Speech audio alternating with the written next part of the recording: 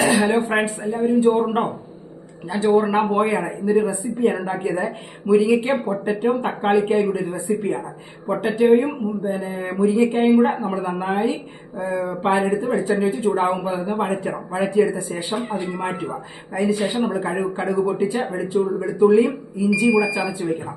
അത് നമ്മൾ ആ കടുക് പൊട്ടിച്ച ശേഷം അതിലേക്ക് ഇട്ടൊന്ന് വഴറ്റിയതിന് ശേഷം നമ്മൾ ആവശ്യത്തിന് വേണ്ട ഇൻഗ്രീഡിയൻസ് ചേർക്കണം. സ്വല്പം മുളക് പൊടി, മല്ലിപ്പൊടി, മഞ്ഞൾപ്പൊടി, മസാലപ്പൊടി. എന്നിട്ട് നമ്മൾ അതും ഒന്ന് ചൂടാക്കിയ ശേഷം നമ്മൾ അതിലേക്ക് തക്കാളിക്ക് അരിഞ്ഞു വെച്ചിരിക്കുന്നത് ഇട്ടണം. അതൊന്ന് വഴന്ന് വരുന്ന സമയത്ത് നമ്മൾ വെള്ളം ഒഴിച്ച് ആവശ്യത്തിന് ഉപ്പിട്ട് നമ്മൾ ഈ എടുത്ത് വെച്ചിരിക്കുന്ന പൊട്ടറ്റോയും മുരിങ്ങയ്ക്കായും കൂടെ അതിലേക്ക് ഇട്ട് അടച്ചൊന്ന് വെക്കുക. ഒന്നുകൂടെ ഒന്ന് വെന്ത ശേഷം നമ്മൾ കടുക് വറുത്തെടുക്കുക.